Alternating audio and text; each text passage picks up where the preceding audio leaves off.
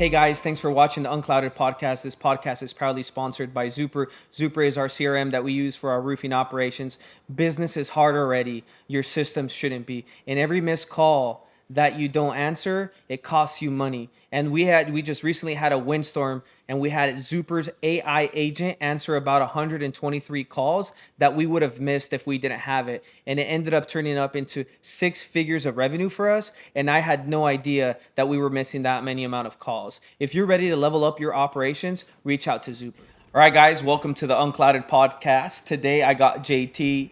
And JT came from North Carolina. JT, welcome. How you liking Washington State so far? I got introduced to Washington by snow as I stepped off the airplane. So as a California guy, it was actually a breath of fresh air. Well, and I was mentioning to JT that he brought it with him because we're in mid-February and we haven't got it all year. And we normally get it like in December, and then all of a sudden you step off the plane and it comes with you. Which, to mention, you guys got an ice storm in South Carolina or North Carolina, right? 9 inches, the world shut down. I don't think the Carolinas know what to do with 9 inches of snow. So. And how often does that happen? Never since I've been there. Maybe You've 1 been or there 2 for inches. how long? Let's see, since 2012. Jeez. Yeah. Yeah, that's insane. Like everybody but the people that actually get snow got snow, which is insane. Like Texas and South Carolina, North Carolina area all got it, which is insane. So you brought it with you. But yeah, JT came from North Carolina. And it's really cool because it's been awesome having him in the office today. And when I brought my business coach, Dave, like the first day that Dave came, it was like within the first 2 hours that Dave was here, I was like, this is worth it. This was worth it. And it's the same thing with you. Like we just obviously just came from the office, but man, like we haven't even left to our trip. And dude, I've learned so much, man. And so big thanks to you. Big thanks to, the brain that you carry, man, and just the person that you are. I'll just tell for the people that don't know you, like who is JT and where do you come from? What's your background? What are we doing?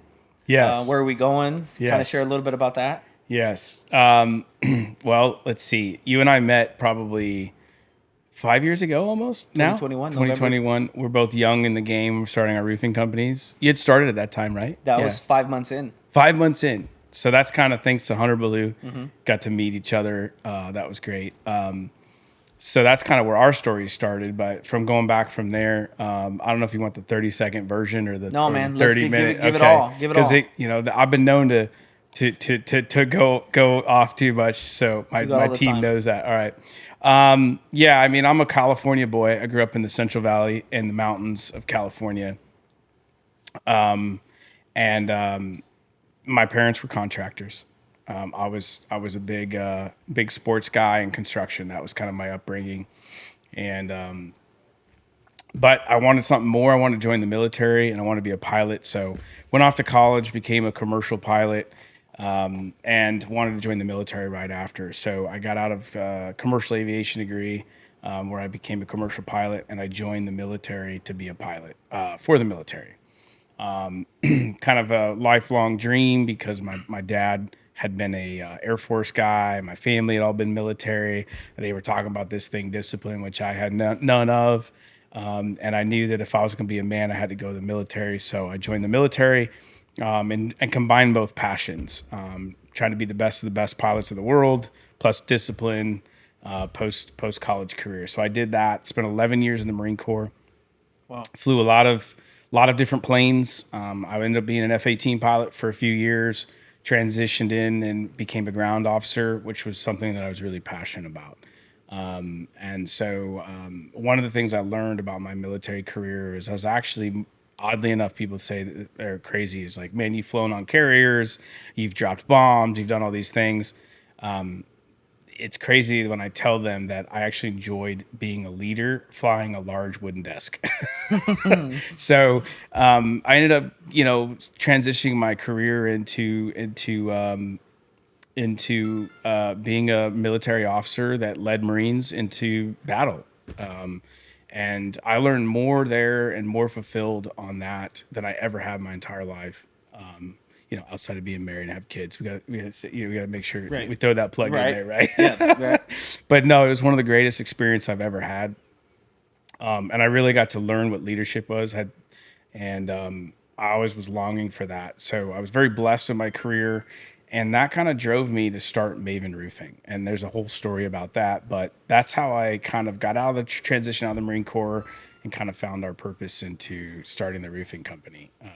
And here I am today, 6 years in. So, Wow, that's yeah. awesome. So what was the favorite part of like what was your favorite part of being in the military, and where was that? Like talk about some of the cool places that you've been. Well, I've been to a lot of not cool places. Afghanistan's not cool. It's very hot.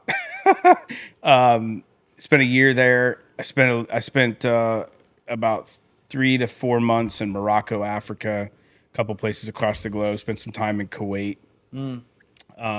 Was supposed to go to Japan, never did. And then I spent time all over the country. I probably moved like 8 times in 10 years.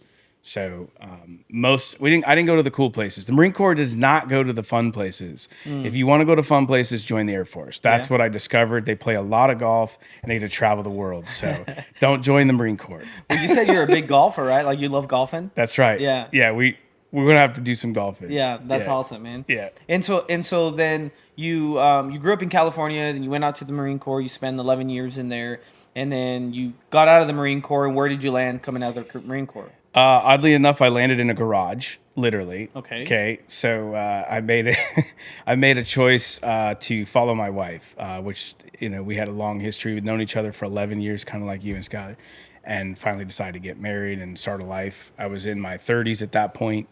My career was over, so I felt it was good to start a family. A lot of lessons. Military life is not great with families. It's tough. The wives go through a lot. And so we realized when we were going to start a life together that the best choice was for me to exit the Marine Corps. And that's why I didn't do a full 20. People say do 20, you get a retirement. It wasn't about the money for me. So when I got out of the Marine Corps, she was at a corporate job, and the only space she had available for me in her little apartment, like townhouse, was the garage.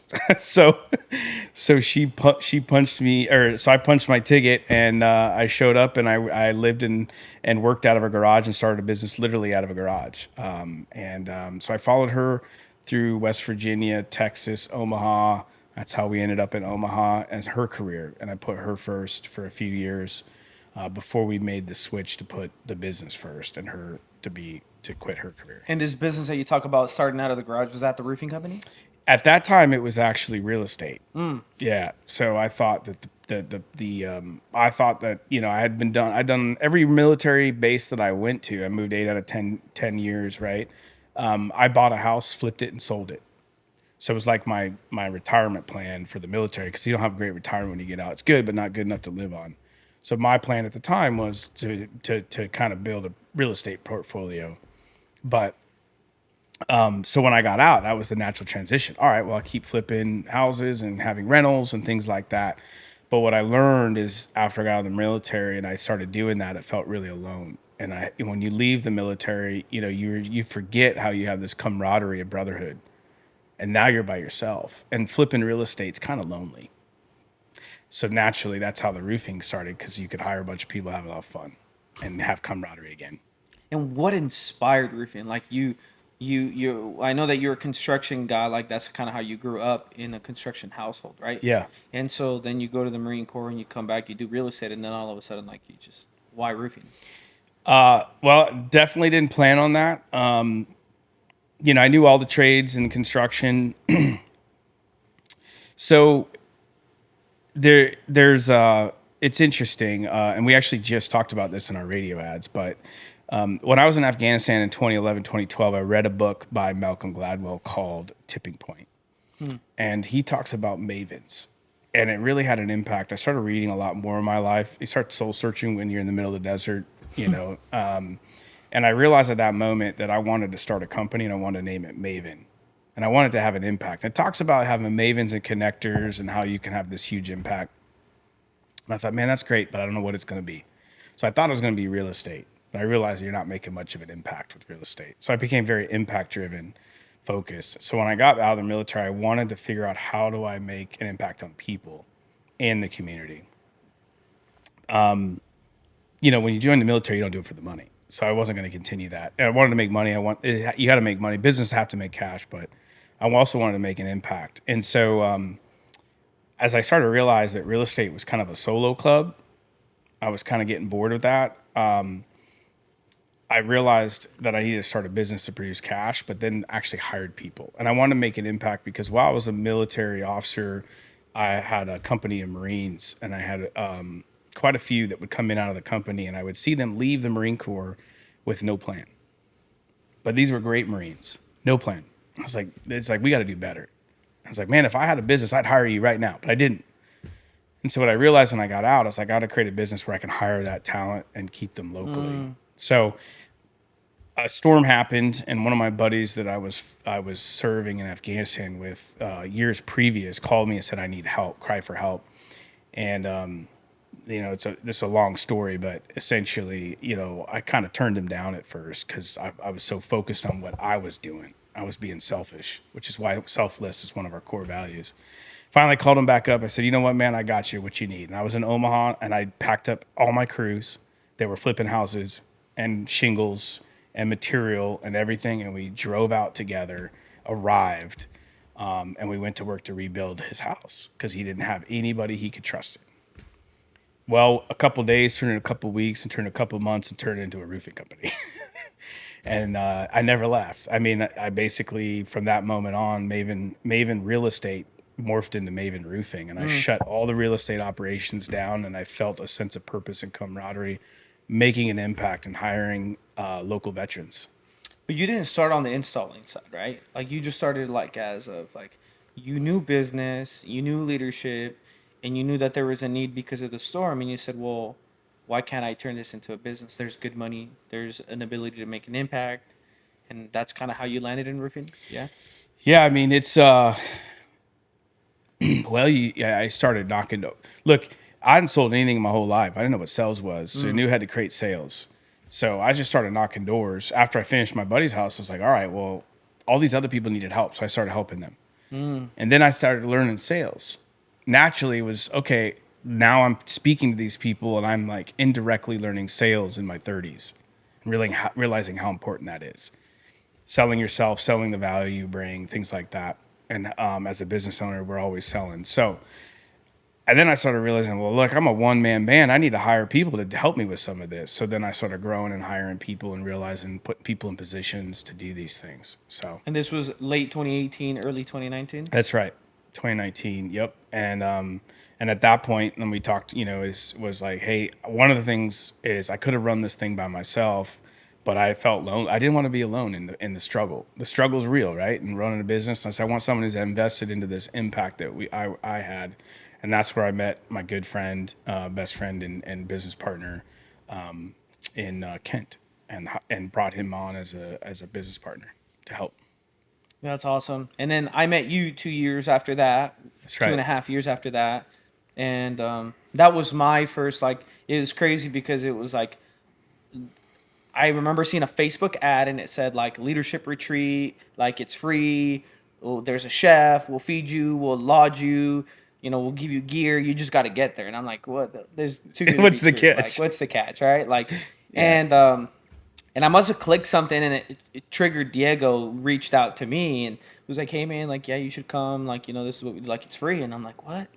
There's no way. And by the way, I've never been across the country. I've never really had been on an airplane at the time, maybe once or twice before that, but never that far, and especially by myself. And that weekend that trip was in Gatlinburg where we met, it was the weekend of my favorite fishing trip, and so I had to make a really tough decision. I've been waiting for this fishing trip all year, but now there's this opportunity. But I had just been in business 6 months, 5 months, and I knew that I probably would benefit more from going to this than going fishing. And so I just kind of just pulled the trigger and flew across the country. And I got there 3 hours before check-in was, and I'm pulling up to the spot, and remember there's black bears, and I'm like, what the heck? Black bears were coming out of the Airbnb. That's and right. I was like, that's right. What the heck is going on here? Where did I come? Right? And so and that's kind of where we met. And then I remember at the time, you guys were the guys that had the people around the table, and you guys were in RoofLink and looking at all that and showcasing that out. And so in my head at the time, I thought, man, you guys had been around for forever, right? I didn't realize until today that you guys were just starting out in 2019. So kind of talk to us about that journey, like from 2019 to, where you're at today, people wise, revenue wise, like where are you guys located? What areas do you service? Yeah, so we service within about 2 hours of Wilmington, North Carolina. Okay. I would say that it has been the longest 6 years possible. We're obsessed with being the best as part of our culture, and we'll, sometimes it's hurt us at times. We had drastic success very early, very early. We've had scenarios where we went through COVID. That's kind of basically COVID is when we started the company. And so we had to go through quite a transition. We went all in on door knocking, and then COVID happened. When you start a company, you don't have any leads. You have to go get it. So door knocking was how I got it. We met thanks to Sam Taggart, helped us kind of get the idea and culture going for door knocking, and that kind of led us to success. And then we realized shortly after that the industry of insurance restoration and door knocking contingencies was a toxic and dying industry, in my opinion. And so we transitioned that company. We basically started the company over 2 times in the last 6 years. One, when we transitioned from a door knocking insurance contingency culture and by the way, 1099, to a completely 180 to a W-2 service-based finance retail company. And that shocks the system. When you have a bunch of people who are used to doing it one way and you tell them you're going to take it another way, they don't always agree with that decision. And so we started over the course of 2 or 3 years, like remaking that. We turned our entire team over. I still have a few people left, but had to turn over the team. That was tough. Good people that I like, but they weren't wanting to go that direction. And how many people do you employ? Oh, sorry. Yeah. So we have, without any of the subcontractor crews, about 45 to 52 at any one time. Wow. 13 of those are in the Philippines, which we're going to get to go see. Yeah. We started our own office in the Philippines in 2023, 24. Realizing that what we were trying to build, that we were going to need 24-hour support and different talent that we didn't have to tap into, and capability to scale and grow. And so we made that command decision to start that. Again, against the grain, a lot of people didn't agree with that, So yeah, we do, anywhere from, I think it depends. We're actually probably going to go back in revenue this year, but make our profit higher. And I think that's the thing that I want people to focus. If they take one thing away from what our approach is stop focusing on the revenue, start focusing on the profit. So we plan to go down in revenue and go up in profit. So we're roughly $9-10 million a year business.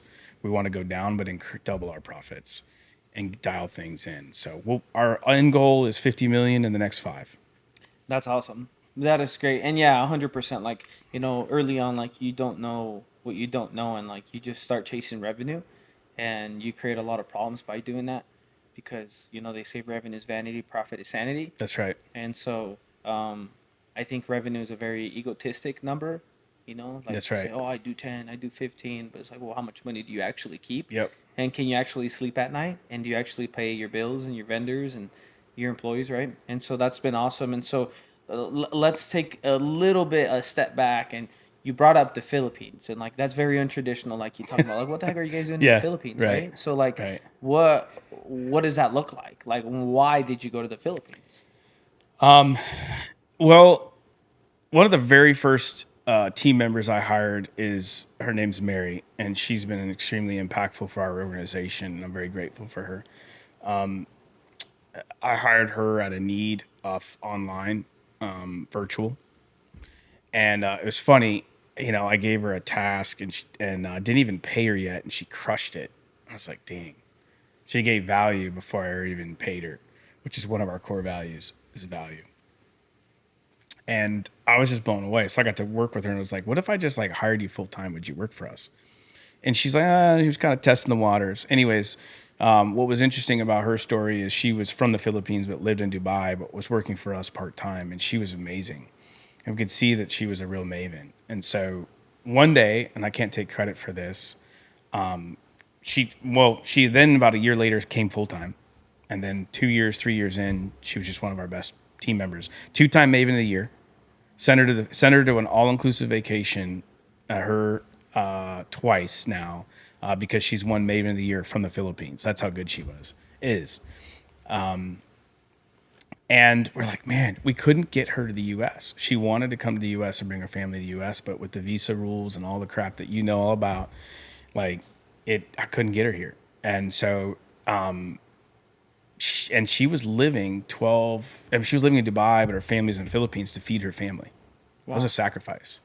So I can't take credit for this, but what I will say is Kent, my business partner, and her were talking one day and said, hey, what if you just grew in the Philippines and that instead of trying to come to the U.S. because she couldn't get to the U.S., she wanted to bring her family. It's like, well, what if you just grew where you were planted in the Philippines? She's like, all right, well, what does that look like? And the two of them strategized and said, we'll build an office there. And if part of our growing plan, we'll staff it and help support Maven. So that's what started. And those two went to work and put a plan together. Within 3 months, Kent had flown over. They rented a spot. We have some great content of getting the office together. And it's just so much fun stuff that happened. It's just wild over there. And they built the office in under 3 months, we had like 7 or 8 employees, an office thing on the wall, Maven, PH, we call it. Wow. And it's a command center. That's about 2+ years ago. And we have a lot of those same team members still to this day. And so talk about what they do. Okay. Yeah. Everything. When we first started, it was customer facing, but we throttled that back.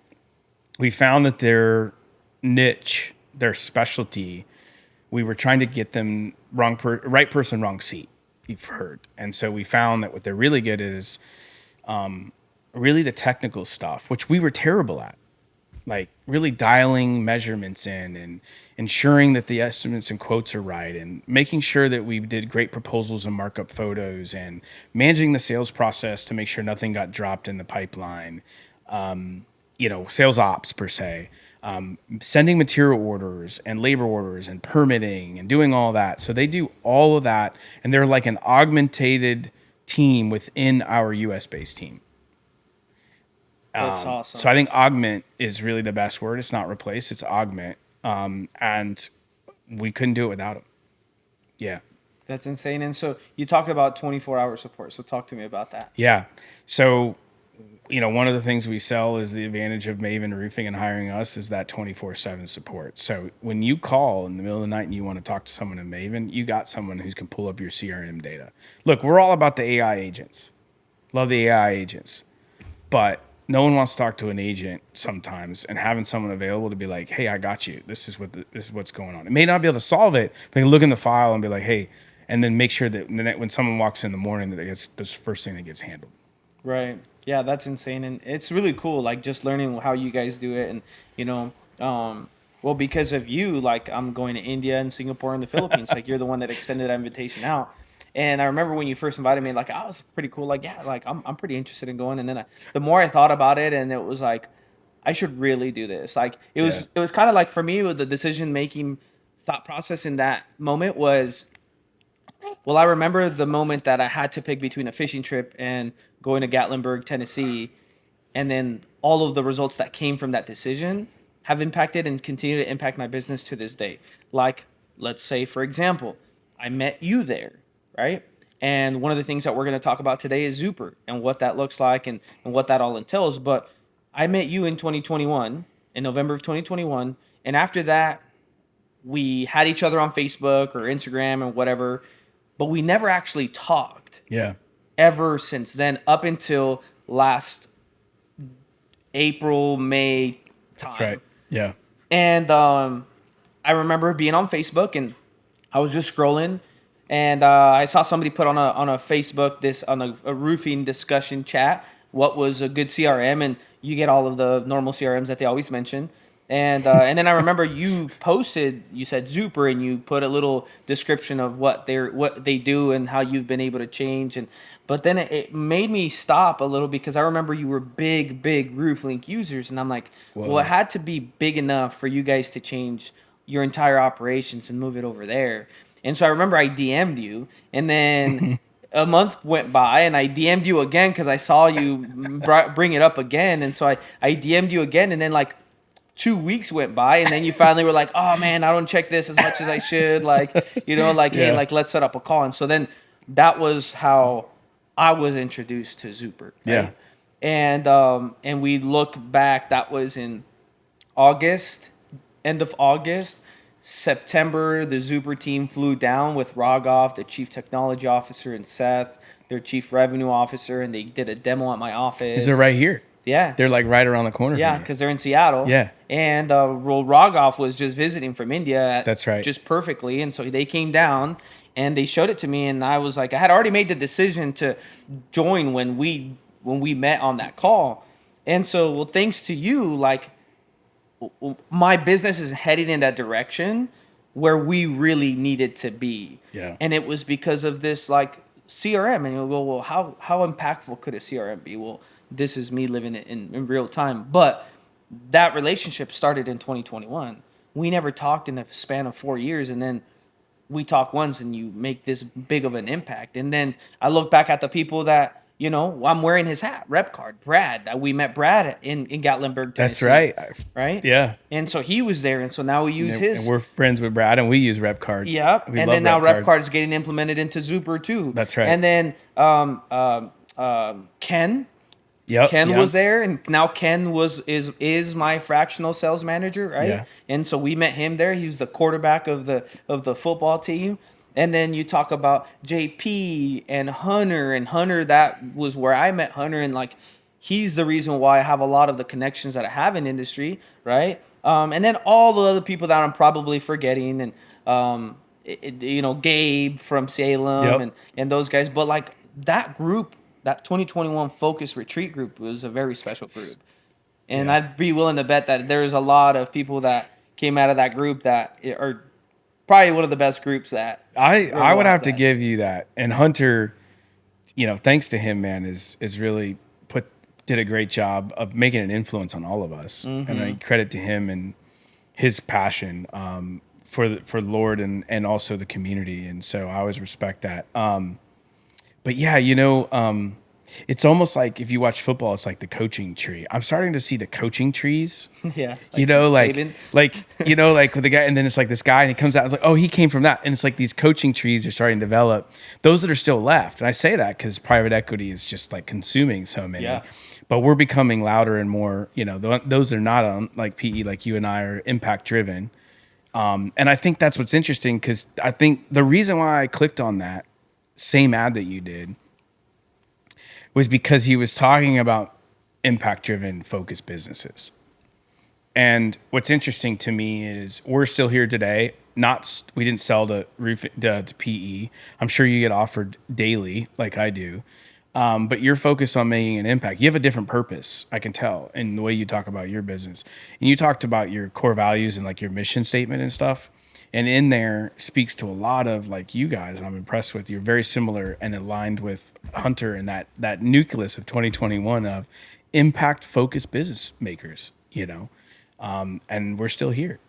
Yeah, it's insane. And like, I mean, I just tell people like, dude, like I think about that, like it all stemmed from one decision though. Like, Yes. I could have been like, it sounds sketch. And then I go fish and I get skunked at the fishing trip, you know, probably don't even catch a fish, and I come back home and I'm the same person that I am, right? Yeah. But I make this one decision that just trickles into this entire thing that we're doing. And so now, you know, me and you are, you know, mainly you're the one that kind of really paved the way for the roofing space within Zuper. And, you know, then we're generous, introduced me. And so now we're helping them with our content and really pushing that out. And so now me and you are going to be we leave to India tomorrow, Yeah. and we'll be with the Zuper team for 5 days. And then thanks to you again, Then we fly to the Philippines and we connect in Singapore. hop on so over. we'll get to hang out in Singapore for a couple of days. So I'm excited about that. And then you'll introduce me to, the team that you have in the Philippines. And we're already talking about what that looks to bring them into our business. And so I'm super excited about that because, like you said, it augments that, right? And so, it's one of those things that, like you talked about very specifically, is that, man, you didn't say this part, but I'm saying it, is that most people here, we're very spoiled, right? Yeah. And so we don't really value the opportunities that we get because they're always around, right? And so we feel like, oh, well, there'll be the next one, but not over there. Like an opportunity like what you're able to provide to some of the people on that team that you have, like they never want to like let you down because you've done so much, and what you pay them is a lot over there, right? Yeah. And so then they're living very, very comfortably. And so it's crazy that it started with Mary, and now she's like the CEO of that office in a sense, right? She runs that. Oh yeah, she she's the manages it. CEO of Maven PH. I tell her that every day. So this is your show. I'm just here to support whenever, we almost treat them.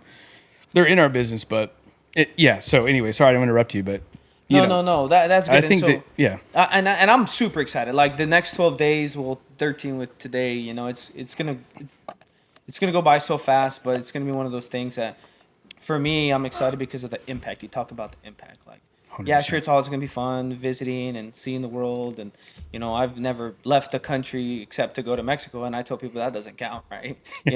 But like going and seeing this, like it's gonna be awesome. But like another part of that we talked about, Zuper is one of the reasons why we're going to this trip is because of Zuper, right? Talk to me about that. Talk to me, because I've never asked you this, but how did that happen? How did you even hear about them, and what made you jump over if you're a big user on this other platform? Well, you talked about those little decisions you make and the big impact it has, right?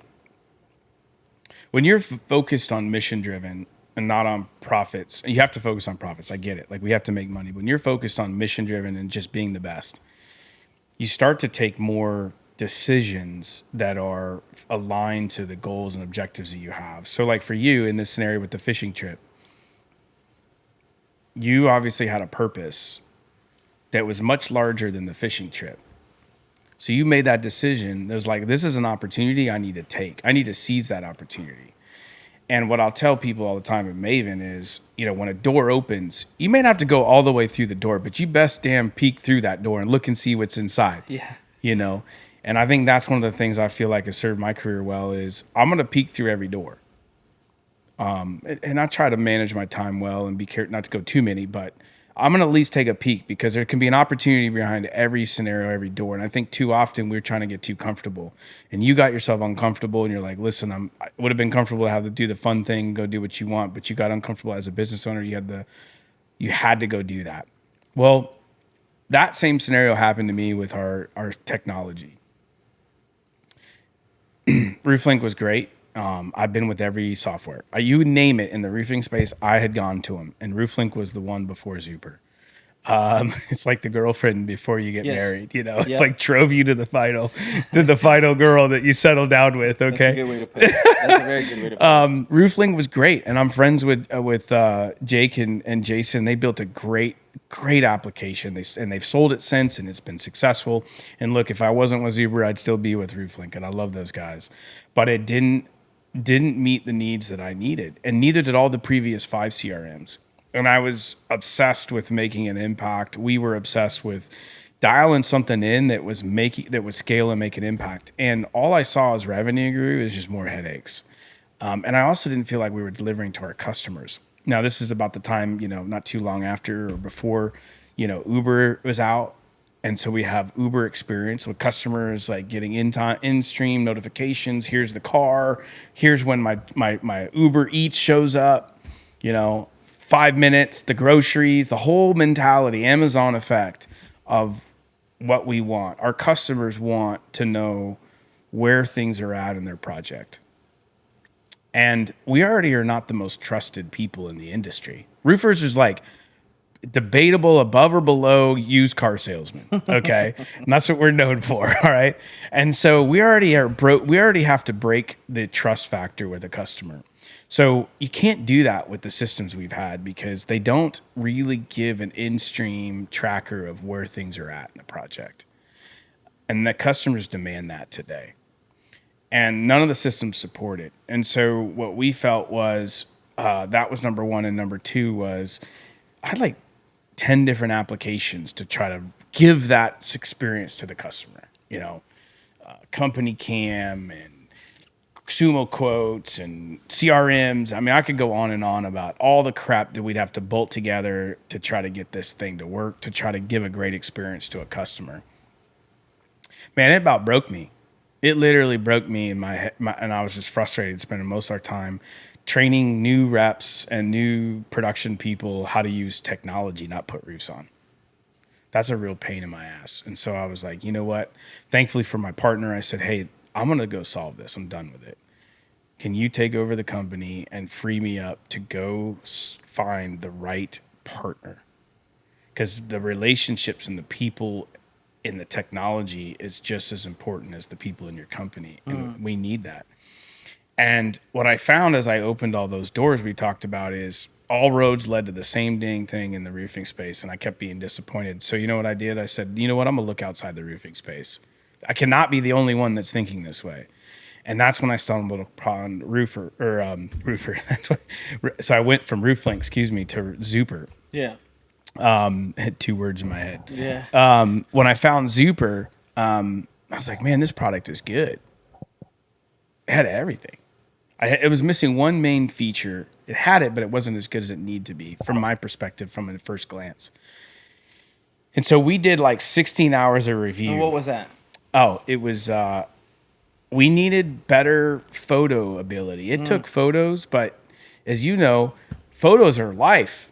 You live and die by a photo in roofing. Yes. And they just didn't quite understand how important that was for roofing because they were in all the other industries. They had Kia was their customer. They had all these. They didn't need as much photos as we do. IKEA, yeah. They had, Amway. These are huge customers, but their process is a little different than roofing. So at the time, Zuper was not focused on roofing at all. Maybe a handful. Wasn't a focus of the business for them. Because they didn't really understand the opportunity. Roofing at that time, I presented to them, depending on U.S. or overseas globally, was anywhere from $50 to $250 billion a year in revenue. And what I found is that most people don't realize that it's actually even bigger than that because what else do you do in roofing? A little bit of siding, a little bit of gutters. Sometimes people do windows. It's very rare you have someone that only does roofing. They do a little bit of something on top of that. So it's actually a much bigger industry. So with that being said, I pitched them, specifically the CEO. I wrote him a white paper and said, hey, you need to jump in roofing. This is Anand. Yep. I said, you're sitting on a golden opportunity. It needs to be it's right for the taking. No one is focused on the technology needs that we have. Let's have a chat. You just emailed him. I sent him a report. I wrote him a 15-page, report. I think it's 15 or 20-page report. Jeez. That's how frustrated I was. I was like, dude, this is frustrating. I'm going to outline the problem. I problem framed it, and then I gave him the solution, and I emailed it to him. Actually, no, I LinkedIn'd him because I couldn't get a hold of him. And I was like, let's chat. And he took the call. And that's the thing about the people. People are just as important as the technology. Mm-hmm. And when you've seen this, they came all the way from Seattle to come meet you. Yeah. Who does that in technology? Right. And that's what I got a first glimpse of. When he sent an email back, he said, let's jump on a call. And I'm here meeting with a very successful technology CEO, and he's willing to listen. That told me everything I needed to know. Even if we didn't agree on anything, he was willing to listen.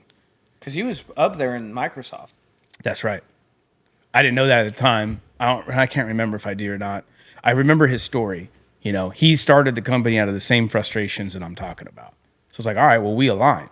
And it was because he needed a fridge or he needed his fridge fixed. And it was something that was so simple, but there was like months or weeks later. That's right. He couldn't get somebody to come and fix it, right? Yeah. So he said, you see that there was a problem, and he's like, I'm going to find the need, right? and I'm gonna find a solution to, That's to right. fix that. And so, Well, and we talked about it today, right? And I said I could see that Adam's, and y'all, this is kind of blown of like, I said, listen, you call an HVAC company today, and your HVAC is out. You got no heat or AC, wherever the country where you're in the country, and you call, you expect someone to be there today. You're not going to wait for that heat or AC to come back on. yes. Why is roofing any different? That's the problem with the roofing space. We got away from that too long. We got away with it too long. We've been fat, happy, and we've been able to collect big checks, but we're not given the best service. That's correct. So it's time that we step our game up. And that's why I was so obsessed with finding the right technologist. And Zuper was the one that could deliver on that. Yeah. And I had an experience like that. You talked about an HVAC company. We were at a duplex, and this was in 2019, 2020, and it was July, and I got home one day, and the AC went out, and they couldn't come until I think the next day or the following day. So mad. what did you have to do? Go to Costco, and good thing to have a good return policy. You go and buy the really expensive Oh, yeah. ones, and then you just, hey, they didn't work out, and we kind of did that, but like I wasn't as smart as Andy. Like I didn't see that and go, I'm gonna solve this problem. Like he got that and he did that, right? But He's you're built right. for that. Yeah, but you talk about that, and I want to take a little Yeah. pause here and talk about it again. Is you mentioned that we're in the Amazon effect, like the Uber experience, right? Yeah. Like we're not we're not in a crockpot society, right? We're like in a microwave society. Like we expect things and we expect them now, right? That's a good point, yeah. And so Yeah. like that's what drives people. They say that if on Amazon they did a study and they said that if the loading time dropped down by X, like however they measure speed, right? If it dropped down just a fraction, then people would actually exit the app, right? So then when people are exiting the app, they're not buying things on Amazon. Right. And so you talk about that is like, why can't we do that in roofing? Why can't we just do that in the service-based industry? Contractors in general, what is the big thing that you hear in North Carolina? And it's nationwide. It's not just in Washington, because I hear it, and I'm sure you hear it, is, well, I had a contractor come out, and it's been 2 weeks, and I haven't heard anything. All day. You hear it all the time. Right. And you and I, you have a successful business. You've now gone through some transitions you've seen, and then you look back and you're like, could you imagine the days where you're like, you put an estimate together and you call them back in a week after you got to it? Like right now, we were talking today, it's like, I want to get that estimate right away. But when we start out, we're that way. Well, we grow and learn, but we've been all learning from each other in the roofing space. Whereas I'm trying to encourage the roofing industry, and this is one of my efforts, is stop following each other. Follow what the customer wants, not what we. How many times you mentioned here, like you go onto the Facebook and there's like, what CRM to use? What's crazy to me is it's all the same people answering the same questions and recommending the same things, but then on the same next post, we're at like, I got this problem. Well, it's because we're not thinking outside the box.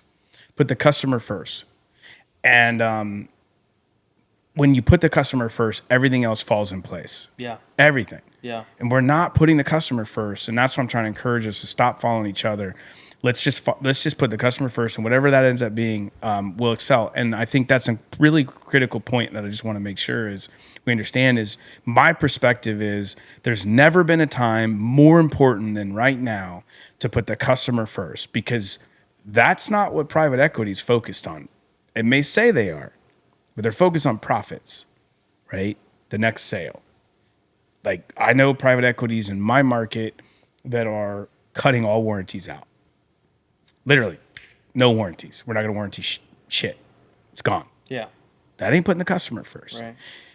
Put a core values in place in your business. Put the right things first. Put your customer in the long run. It'll come around. You will win the long game. So if you don't flush with cash, private equity, put the customer first, and you will win long term. Yeah, and because of that mentality, man, like you've been able to do some stuff, and I'm not going to share the details of it because it might be trade secrets. I'm not trying to get sued by you, but like because you've been put customers first, like your process was mind blowing to me, and it's still like in processing, like it's still loading because there's just so much, but like you deliver such a great customer experience because you put that mentality first. And so like, let's tie this back to Zuper is what's your involvement been with Zuper? So I got off track. I told you I would on some of these. So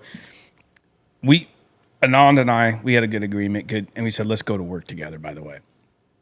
And we had an agreement. And that agreement is like, he's like, look, we service roofing, but we're not prepared to service at scale. So let's get Zuper going in a direction in which what are the gaps before we ever go live? And so we made the decision. We hired Zuper and we brought them in as partners. I consider them a partner. And the people are amazing. We get started, we get it going. He assigns me Raghav, the CTO, as a project manager. Who gets that? That's how serious he was. Like, he listened, went back, made a decision, and said, you know what, you're right, and I'm going to assign you the CTO of a major technology company to go co-create what we need to dominate and serve that customer that we were talking about. It's like you got the Albert Einstein. Yeah. Of like the generation. That's right. Like, and Raghav is brilliant, dude. Yeah. I mean, between the two of them, they're brilliant. The whole company is great. Yes. But I got to spend year to 2 years with him, literally thinking the way, and like I learned as much from him as he learned from me. And then it also forced me to dial in my process and then question, like, is my process right? Because I had to ask, what do other people need in the roofing space? I could not be selfish. Because if I built the Maven way, then you come in and it doesn't work. I'm not serving Zuper. So we had to really ask a lot of people of like, what's missing? What does it need? And it wasn't much, but we took that into basically a research project of where all the gaps are in the industry and made sure that we filled them. Not just what I needed, but what everybody needed. And in September, we agreed that when we launched, I would tell people about, what we had done together.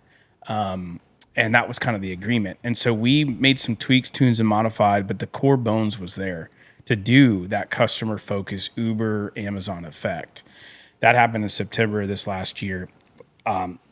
I think one of the most successful Q4s they probably ever had. I don't know all their details, but they had a very successful Q4. The response has been amazing, because they started this Frankenstein thing. I don't know if you've seen it, but it's freaking hilarious. Yeah. Seth is brilliant marketer. And he's like, after he got to work with him and I got to work together, and he's like, so essentially what we're saying here is you guys are all running around with a Frankenstein tech stack where you're putting Bolton crap to do what you do. It's like, yeah, exactly. So he came with this whole Frankenstein thing. It was brilliant. And it exactly points to what the problem is. So Zuper's one piece of software that runs end to end the whole thing. I was able to dial in my process because the thing is fully wraps around my business versus the other way around, where I have to wrap my business around the software. That's insane because, first of all, you were with Zuper before they even launched the roofing site. 2 years. Yeah. 2 years. 2 years I was out on an island. No one else. Yeah. And it worked fine. I mean, it certainly is a completely different product 2 years ago as today. Right. But it was better then than what the alternative was. Right. Right.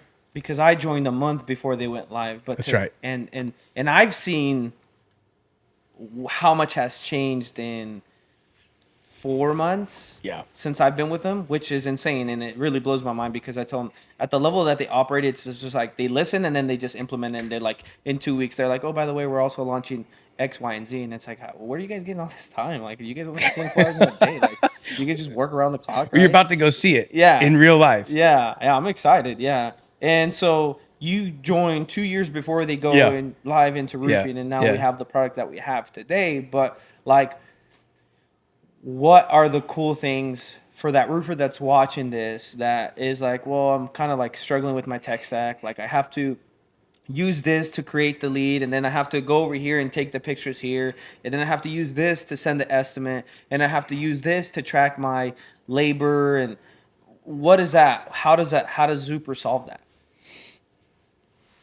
What are your favorite parts of the system for you? Well, number one, and I think this is often forgotten piece to this, is how does the app perform offline mode? I talk to people all the time, and they're like, I'm looking at this app, and even SumoQuote was like this, which was a great app, and is that it doesn't have an app in the mobile app, and it doesn't work offline. So we were talking on the way out of the airport. You said, or it was this morning, I can't remember, but you go through areas where you don't have signal. Yesterday. So what are you going to do? How do you still deliver for that customer who goes in and out? If I'm dead stop, and I can't deliver something to a customer because I have no signal, that's a problem. And the people talking about vibe coding right now and building apps and all that crap, but they forgot one key piece right now. You have to build a bulletproof app that works offline. That's hard to do. And those guys are obsessed over ensuring that app works at all times and it's always up. That's number one. The second is their mindset is we don't integrate, we build. Now, they will integrate with anything. The API has over 20,000 some API points, get, post, everything, all the stuff you need. But their focus is not like developing partnerships and bolting things on like others I won't name in the industry.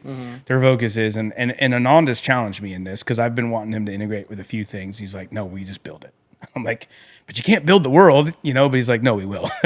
So, but he has, and he's proven that, and they've proven that, Ragav and him. And so what I'm most impressed is their obsession with delivering the best product possible to the roofing space. His focus and holding accountability to his team, even me as a contractor, and saying, let's focus on what we're trying to do. What we're trying to build is a one-stop shop app that covers end-to-end the entire roofing process to give your customers the best customer experience. Not try to bolt on things and keep things integrated and like have a clunky process. And they're doing that, and I think one of the coolest things that I am most excited, and you're going to be able to see,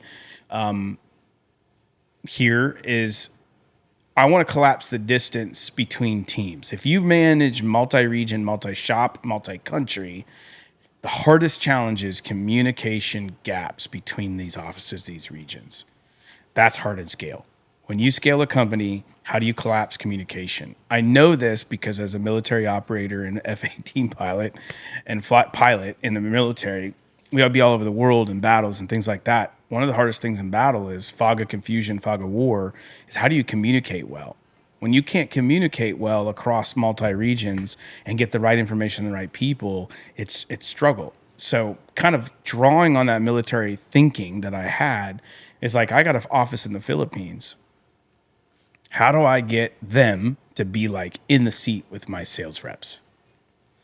How do I get my sales manager or my production manager who sits behind an office computer to get like he's on the roof when they have questions without having to jump? And your guy, we were talking to Adam today, he was like, I got to get out there. He's going to leave and go, right? Well, with Zuper glasses, we're at a point now where he's like, boom, Zuper Live, show me what you're seeing. Now, I do think you should, get out from behind your desk, move around, but the capability of you be able to manage multi-region, manage people from the field, from the office, and do more with less, and actually do a better experience for the customer, because Zuper glasses are literally like Meta glasses, but proprietary to Zuper for roofing, is they can see what's going on, and it's back in their computer, and they're talking through what's going on. That is freaking impactful, and no one's thinking that way, and that started because those guys said we're obsessed with building the best app. Jumped on the roof with me and said, hey, what would change the game for you guys? And we showed them that. Yeah, that's one of the coolest products that they have right now is the Zuper glasses, which Zuper glasses are just Metas, but for contractors, right? You take a picture, it goes straight to the job file. You take a video, it goes straight to the job file. You can now do inspections on a roof and not have to be worried about carrying a phone or falling off, Your hands are free. You just walk and you talk. They have the checklist where now you can do the checklist of a roof by recording it, and so it automatically does that for you, right? And like you said, that's so cool that at some point, if I'm on vacation and I'm out of the country, and they go, hey man, like I'm having a hard time here, I go, hold on, let me just load up my computer. All right, turn on your glasses, and they go boom, and it's just like boom, like I'm there now. All right, like dude, that's like Futurama stuff, right?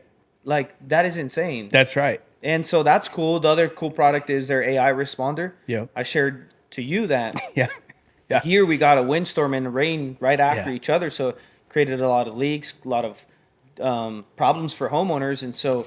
Bro, I had a customer had a 12-minute conversation with our AI agent. I had no idea last week. No idea. My office calls me, said, you ought to check this out. Listen to this. 12-minute conversation. The lady's going back and forth talking to our AI agent. Thinks it's the AI agent. We call her back the next day. She was talking to Mavis, which is the AI agent. Said, Mavis said this. We realized halfway through that she didn't realize she was talking to an AI agent. We're like, wow, that's good. It is. Yeah. It's just somebody called our office yesterday before you got here, and they were trying to send a letter that got returned, and they're like, "Hey, can we get your address?" And then we called back, and they're like, "By the way, was that a real person or was that AI?" And we're like, "Yeah, it was AI." And they're like, Pretty impressive. "Wow, like that's crazy." Yeah. Now we have outbound AI agents. So outbound collections, calls, stuff like that. That's huge. The AI responder. Yeah. Now going outbound. Yeah. And that's the thing is all the CRMs in the roofing space don't have this. You got to go buy this as a bolt-on.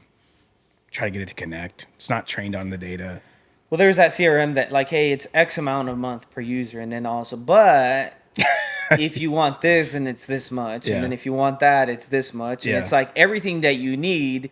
So they get you in because it's like, oh, well, it's a low user cost, and then once you're in there, they're like, hey, you could also get this, and then you start doing the math, and then you're like, wait, I'm paying $1,000 for 3 users. How the heck does this make sense? Like, this is expensive. So I don't know if you we talked about it at RoofCon. You were there at RoofCon. It's recorded in our No Quit community. Those who want to join. You can rewatch this. But I want to, I talk about this story a lot, and Zuper is a huge part of our success. But it's what I want to make sure people walk away with though is stop bolting on tools to solve your problems in your business. Too often we have a problem and they're like, oh, I need this. I need an AI agent. And they just like go out and buy it and bolt it on, but it's like not solving the problem. So find a partnership or technology that is solutioning your problems, not just like feature selling or you and stuff like that. Like what is the thing in your business you need? And then see what is out there that will fix that. Identify what your focus is. Like you're doing that great. Like, what you're keeping your company straight and narrow on where you want to go and your core values and stuff like that. And then just applying the right partners to fix those gaps and solution. Whereas someone has like a problem, they just go out and buy a software, buy a product. And that's what I love about Zuper it's been like, I'm able to like find what I'm trying to do with my business plan and then just fit. I find the issue and then the solution is easily there, can be manipulated to fix that versus bolting some temporary fix on that's just for that niche. I'm smiling as you said that because I just got this thought. Like when we were in the office just a little bit ago and you started talking about, what we want to do with what you did in the Philippines. And, we want to bring that on. And then you're like, well, this person, they do the labor ordering, the material ordering, the permits, and then they also do the deal desk. And then this person does this and does that. And then like I look over at Adam because I'm going to give him like that. Bro, and Adam's like, oh no, my job. Yeah, and he's like, I look at him in the eyes and I've never seen him, and he's like, you're going to get rid of me. And then I walk over, I'm like, hey, you could leave now. And so obviously it's a joke, right? Because like you said, you need somebody that's can go to something when it's broken. You need somebody that can, escalate something here and, and that type of thing. But what you do with the Philippines is, with your team in the Philippines is what we're doing with Zuper. Like we're not trying to use AI to replace people. We're trying to use AI to empower our field technicians to give a Zuper experience. Right. That's what I'm saying is like the word is augment. We're augmenting our current teams. So when you grow, and it's actually better for the current and team members you have. Because you think about this, okay? It's just dollars and cents math. You're a business owner. You had a storm in December, right? Now you could go out and hire someone for that 1 or 2 months, okay, to fill that volume, or you could leverage AI in this example, okay, or for us Philippines team. But when the dies back down, you now have that employee. So you've hired someone temporarily, and then you have to let them go because you don't have that volume, right? And so with AI and outsourcing some where you can scale it up and scale it down very affordable, you're actually helping your current team members because when you think about it, if you had hired permanently that person, one, you've hired them and then fired them, and it's had an impact on your culture. also it's impacting that person in their life. And if you feel like you can't fire them because you're like, damn, they're good, but I don't want to lose them. I may need them in the future. How many times have we been like, I may need them? And so you end up having less profit. Well, when you have a less profit, this is where it ties in, where it's actually helping your team with AI, is then there's less to go around. There's only one piece of pie. So when there's less profit, the company's less profitable, there's less raises, there's less bonuses, there's less all that. People forget about that. So when you're preserving profits, there's more opportunity to grow and invest in the team that you have. And yeah, that's insane. I'd like to do this like quick little debate, like not a debate, but I Sure. just want to show you like how we were doing things and how you do it. So, for example, like, hey, I get up in the morning, and you'd say, I get up in the morning and I get on my phone, and you'd go, well, I get up in the morning and I read a book, or okay, and then I get on my truck or whatever, like type of stuff like that. So, like currently, like with me, like with what we were doing is, I get a call, right, and if I schedule the appointment, then we send somebody out, and once somebody goes out, they'll look at the roof, and once they look at the roof, they come back, and then we prepare the estimate, and we do the measurement takeoff, and then a day or 2 days later, we'll go back out, and then we will present it to them, and then if we don't sign, then we'll come back, and then we'll follow up, and then if they finally sign, then we go back and we sign the contract, and then we come back to the office, and then they go, okay, hey, I have your deposit. So then we go back and we pick up the deposit, and then we get it ready for production. Yeah. And then it's not ready for production. How do you guys do it with Zuper, just from the lead to getting it handed off to production? Yeah. Versus how we used to do it before we got with Zuper to how you guys do it with Zuper. Yeah. So you could just go to the appointment and same day and sign it same day and get it prepped same day. And then people go, what?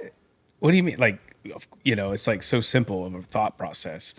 Well, what does what does the customer want? Customer wants to call in and he wants you there same day and get it out of the way. If they've made the decision to finally solve this, they've probably been sitting on it. They're like, okay, today's the day that I'm going to solve this, which is one of the questions I asked you today about game changing questions, right? I said, hey, Mr. Customers, we role played. I said, what made you decide to move forward with the project today or buy a roof today? It's like, okay, so then you need to strike then. So the way it works with Zuper Dispatch, we're able to go same day, live dispatch. I do not want to be out there tomorrow or the next day. I want to be there today.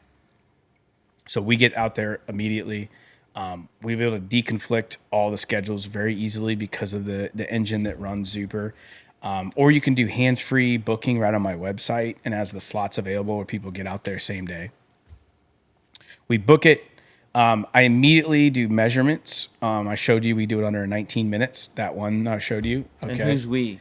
Well, our Philippines team. Yep. So if I'm the sales rep, Yep.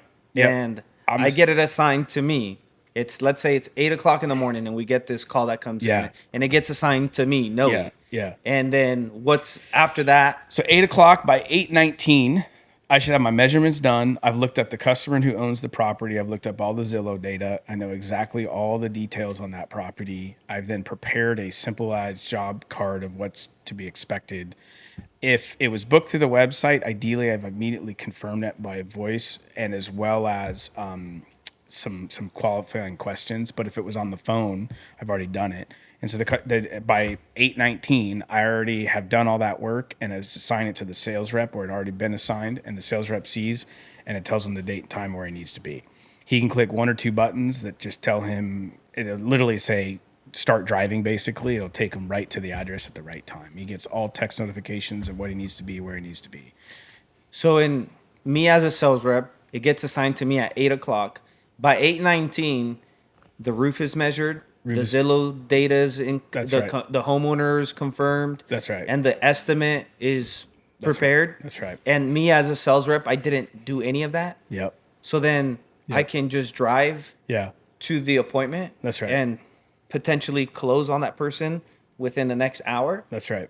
Yeah, so then I go to the appointment. We need less sales reps because this is efficient process. But he goes out there. We have a very dialed in sales process. We have a great sales process thanks to Ugly Roof and what they've done for us. Clay and those guys, Jonathan Bros, all those guys have been great to us. We've got it really dialed in. They get on the roof. They do a couple of kind of intro questions. They get on the roof. They do the inspection. By the time he comes down from the ladder, he or she already has as many estimates as he wants done. So I think that's the big thing. It's like we don't want to waste time in a truck creating estimates. So I think the key piece here is people forget is they get in their trucks after and like manipulate estimates. That just is like a wasted time. So when we're done do the inspection, those tokens that we're creating, those damage tokens, are the final piece we need to know which estimate, good, better, best, or all the above to present. And that's just pulling it up and saying, let's sit down at the kitchen table. And so we are not going back to the office because we never see them again. So we run financing. Hey, try to run financing typically, do that right from the mobile app. And then close them. And then I think the way to think about this is if you have the right blueprint of the roof from the inspection, if you have the blueprint of the measurement and the damage and the sizes, you don't need to do any estimating. It's done. And so there's a lot more that goes into that. It's hard to explain. Right. But that's what we call CPQ. Deal that you've signed from the time that the lead came in to the time that you signed? That's a great question. I think Anand and Raghav, when they came out, got to see this. And one of the first appointments they went on with our sales rep, the CEO of Zuper, on appointment with sales rep, their first appointment, like they closed it within like an hour because of how. So it was like, I don't know that answer, but it'd be fun to go back in the history to see. But probably somewhere around an hour from the inspection, like arriving to the inspection to signing and leaving and collecting the check and doing everything, an hour. And that's what we love. That's the Amazon experience. The only thing better than that is knocking the door and doing all that in an hour. GT, I'd be curious to understand like what the average time is nationally for a roofing company that gets a call to the moment that deal is officially closed won, like you said. We could have it. Yeah, it should be.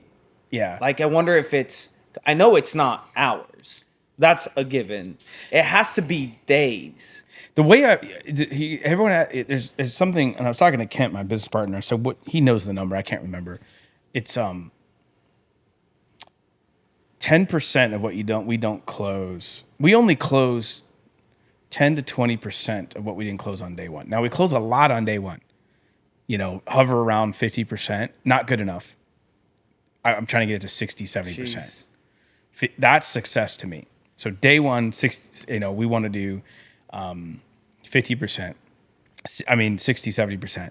But anything left over, 10, 20% best case scenario in a month, what's left over in that pot that we didn't close, we're closing. So your chances of closing are down. So that going back to the office, like I'm eating that lunch. You know what I mean? It's if I'm in competition, like if you went down there and you went back to the office and I come in, bro, you're not coming back out. I'm not gonna let you. We cancel the other appointments all the time. Like, hey, I know you probably don't want to do this because it's kind of a tough conversation. But how about tell you what? We'll just call the next guy and cancel it for you. You want us to do that? Like, yeah, that'd be great. Would you do that? Yeah, we'll cancel the next guy behind us. So you call him? We'll call him and cancel it for him. Why not? God, that'd be. I would sit in my office and contemplate life if I ever got a call from JT. Hey, is this Noe? Yeah. Hey, this is JT at Maven Roofing. Okay, what's up? Yeah. Hey, I just want to let you know, Mrs. Smith just told me to cancel on you because we just signed. Like, well, listen, we're not telling them. We're not trying to be a jerk about it, right? but how much nicer can you say? Hey, respectfully, don't come out. Yeah, you know, like how can you say that in a nice way? Yeah, it's hard. We usually do something like, hey, Mrs. Jones is all taken care of. She's not going to need anything. Really appreciate it. Just be kind and respectful. But oh my God, that is legendary. I just say do better. Do better. That is legendary. Yeah. And the reason why, the main point that I was trying to get across from the lead to close process is because we talked about this in the office, is we're trying to find unicorns. Or as a sales organization, Yeah. Like people are either very good at connecting with people and closing and not so good at being technical and measuring a roof perfectly and preparing the estimate and making it look nice and making, because they're thinking about, they're just not wired that way. If you're a unicorn, what are you doing? You're starting a roofing company. I've started 6 roofing companies in my life in 6 years. I hire unicorns. I train unicorns. That's great. And they're diamond. There's not very many. Like, it's hard to find someone who can do all of that. Right. And if they're that good, they're just like you and me when we start our company. They're eventually, no matter what you're going to do in your culture, they're going to dream bigger and they're going to want to do it. If they're that good, they're going to want their own thing. And that good on them. Like, I think that's great. Like, right. And none of the people that I've helped, and I want them to do well, like, I guess what I go back and say is, like, I don't blame them, because if you can do all of what we do, then maybe start your own roofing company. But damn, are you and I, and over the years, we've been like beating our head trying to find the unicorn, where we could just say, and there's something called from EOS, you've heard it, scaling up is what we practice. So if you haven't read the book Scaling Up, Rockefeller Habits, that's a game changer. But in EOS, it talks about, for that operating system for your business, talks about right butts, right seats.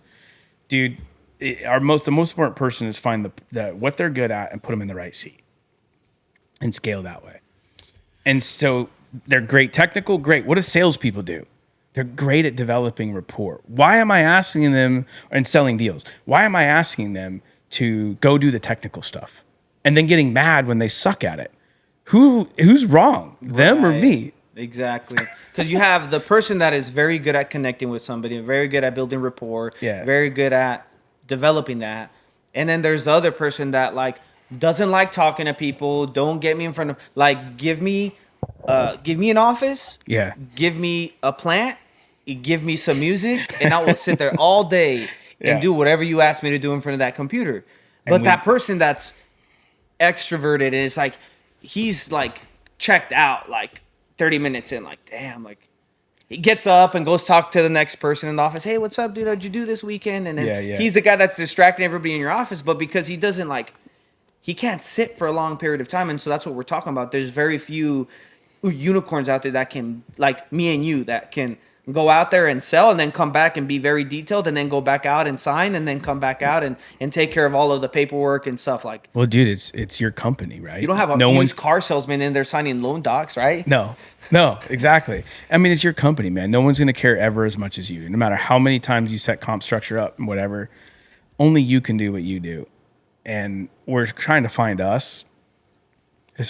And if you do, they're not. You want them to go do their own thing, because that's kind of the impact thing. So you're right, dude. Like, so I think you lean into. My suggestion is lean into. And we talked about this today. You lean into finding what people are great at, and then Kent says this best. He has this saying. He's like, you can go work on all your weaknesses, but you can just be a less shitty person than that or something. So he says it better, but right, I get it. You just, like, you can go work on your weaknesses, but you're just going to be. You're just going to be still shitty at it. This is your greatness. Go be greatness. Strength finder is something everyone needs to go do. Find what your strengths are and double down on the strengths. Stop trying to work on your weaknesses. It's stupid. Well, man, like you said, you shared that, like, man, your first year in business, you guys did a little bit under 2 million, and now you're right around that, hovering that 10 million mark. Like, you guys have done a really good job, obviously, because of the customer first mentality and being able to leverage those systems and tech stack to be able to give you guys that outcome that you want. And you said this today, and I think it's very true, because, like, I've been there kind of hovering in the last couple years, like right around 5 mil, 6 mil. And then you're just like, kind of like, oh, like I'm stuck. Right. And you said that you think that going from 5 million to 10 million has to probably be the toughest, like, hump to get over. Would you agree? Or what did you say? Well, it's hard, right? Because I haven't been to 15. I mean, I've studied a lot of companies at 15. And I think have been obsessed with trying the top line too long, and I've been focused on the bottom line now. Mm-hmm. Why I believe the 5 to 10, and obviously I haven't been above that. I can't really speak to that. But why I believe the 5 to 10 is the hardest is because, in my opinion, it's the first time you're actually rounding out your staff. Meaning that from 0 to 5, you got an office manager, couple sales reps, maybe 1 or 2 production guys, maybe. You shouldn't have too much because you're not making. But when you go from 5 to 10, that's where the complexities of the business really start to flush out of scalability and like the challenges. So you now start to think about APAR, 2 separate roles. Now you got to start thinking about accrual method over cash method. What's the difference? That's a whole new way of looking at your financials. You have to, and it's dangerous because, and we've made this mistake, it's dangerous because you have enough revenue to start filling all these roles out. Hire all these people. Okay, I'm going to buy this. I'm going to get this person to do this. I'm going to do this person to do this. And then you have no profit because now you've built a 15 to 20 million juggernaut, which has been our problem before you don't have the revenue there. So it's kind of like the chicken before the egg or the egg before the chicken. Right. And you have enough revenue and you can see the vision and the path to what the roles you need, but you need to caution yourself of just like slowly hiring, see the profit. And then, well, it's just like they say that mistakes that happen at 5 million can be covered up, right? But at 10 million they get multiplied. That's right. And it's just like you're at that point where you're like, oh my gosh, I grew too fast. Like for us, that was us, dude. Like our sales outgrew our operation.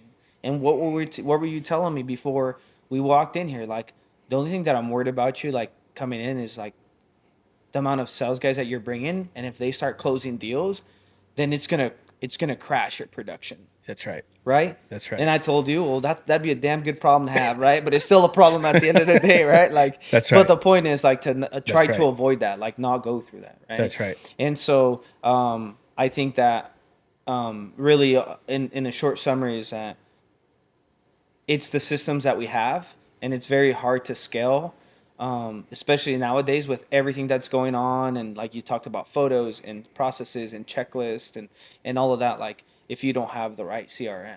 No, 100%. Right? Like margins that's very important. Margins are being compressed right now because of private equity is one reason. And there's less storms and more people in the industry than there ever has been. So you got to do more with less. Here's my piece of advice. And I was just telling my team this the other day. Stop fighting in red ocean, start fighting in blue ocean. So there's a book out there, Blue Ocean Strategy or something. Blue Ocean, I can't remember the name. It's a great book. All of us have been fighting in red ocean where all the competition is and the margins are getting tight. Where is your blue ocean where there's less bloody waters? Find that. That's what Maven's doing.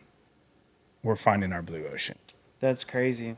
That's so awesome, man. Yeah, I'm so excited to go on this next 12-day journey with you to India and Singapore and Philippines. It's going to be wild. Man, it's going to be so awesome. Thank you so much. It's awesome having you, being able to stay at the house and just kind of enjoy the time together. Like I said, from not talking, even when we were in 2021, like even at the event, like I don't recall us actually having like a conversation. It was just like I saw you and type of deal, and that was it, And so it's awesome what connections can do in the industry for you, right? Well, dude, you're doing a great job. I mean, you're an industry maven. You're being a leader in your content. I just, don't sell yourself short ever. Like, dude, you're going to make an impact. I'm excited to be part of that and be in your life and watch you make great things. You have a hell of a story that I hope you tell more and more about. I love meeting your wife, Skylar, and you guys have been such a host.